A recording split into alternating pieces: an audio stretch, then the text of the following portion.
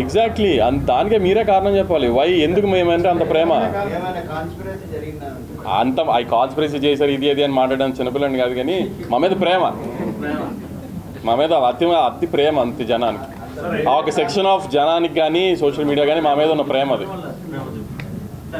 Sir అయితే ఈ back clash విషయంలో సరే మీడియా కొంత ఒక సెక్షన్ ఆఫ్ మీడియా చేసినట్టుగా మీరు పదే బాగుంది సార్ వినడానికి. బట్ డోంట్ యూ థింక్ సినిమాలో రియల్ గా ఏం ప్రాబ్లం లేదా? అదా ఇక్కడ ఎదురుకుంటుందా సినిమాలో ప్రాబ్లమ్స్ మాట్లాడుకుందా? దా నీకేం ప్రాబ్లం వచ్చింది చెప్పు, దాన్ని బట్టి నేను చెప్తాను కదా. లైవ్ అంట, సారీ. ఇప్పుడు నేను చెప్పిన సినిమా ఏంటో, ఒక జైరామ్ క్యారెక్టర్ అనే ఆయన వాళ్ళ వైఫ్ అతను ఎందుకు వదిలేసినో అతనికి తెలుసు, ఒక రీజన్ ఉంది అతనికి. మహేష్ బాబు గారు 25 ఏళ్ల క్రితం వాళ్ళ మదర్ అతను ఎందుకు వదిలేసినో ఆయనకి తెలియదు, అది కథ.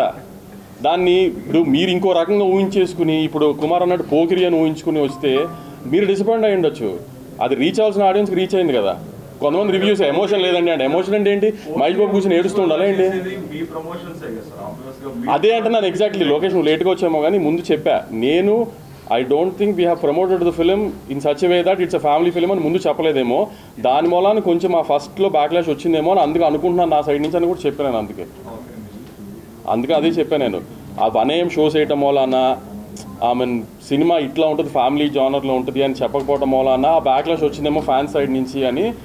అయినా ఫ్యాన్స్ చాలా సపోర్ట్ చేస్తున్నారు, ఎందుకంటే ఇప్పుడు ఈ లేడీ వీడియో విశ్వనాథ్ ఇట్లాంటి అన్ని వీడియోస్ని ఫ్యాన్సే తీసి పంపిస్తున్నారు మాకు, అంత సపోర్ట్ చేశారు ఫ్యాన్స్ దీనికి.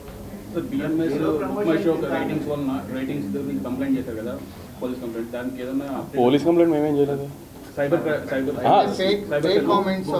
బుక్ మై షోకి కంప్లైంట్ పెట్టాము, ఎందుకంటే వీ ఐడెంటిఫైడ్ దాట్ ఒరిజినల్గా ఒక టికెట్ కొనుక్కుని ఒక రివ్యూ వేస్తారు కదా, ఆ లేట్లా దేశం బాట్గా వేస్తున్నారు, బాట్ సిస్టంలో వేస్తున్నారు. సో అది ఐడెంటిఫైడ్, ఎందుకంటే 01 ఏదో మా పిఆర్ టీమ్ ఐడెంటిఫై చేసి దాని మీద కంప్లైంట్ చేసాం. దాని అప్డేట్ టైం పడుతుంది అన్నారు. ఎఫెక్ట్ ఏమి ఉండదు, ఇప్పుడు కావాలని చేస్తున్నారు అనేది ఐడెంటిఫై చేసాము, అందుకని దాని మీద ఛాంబర్కి చెప్పాము. ఇప్పుడు జనరల్గా వచ్చే వాటి గురించి ఏం రెస్పాండ్ అవ్వట్లేదు కదా, మనం కావాలని చేశారో అని ఐడెంటిఫై చేసి అందుకని దాని మీద రెస్పాండ్ అయ్యాం. కాదండి, ఇంత పెద్ద big production house, big hero, top hero సినిమాకి ఈ రకమైన కాన్స్పిరసీ జరిగింది అంటే చిన్నోళ్ళు టార్గెట్ అయితే ఖచ్చితంగా పెద్దోళ్ళనే కదా టార్గెట్ చేస్తారు, చిన్నోళ్ళు ఎందుకు టార్గెట్ చేస్తారు? మీ దృష్టిలో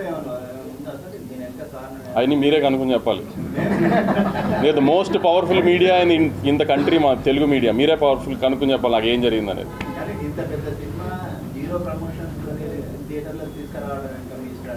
జీరో ప్రమోషన్స్ ఏం లేదండి, మేము ట్రైలర్ ఇచ్చాము, పెద్ద ఈవెంట్ చేసాము, అన్నీ చేసాం.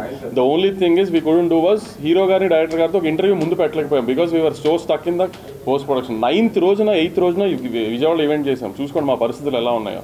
ఇంకా దాని తర్వాత ఏం చేయడానికి ఎవరికి ఓపికలు నిజంగా అసలు ఇంకా ఆ స్ట్రెస్లోకి వెళ్ళిపోయాం.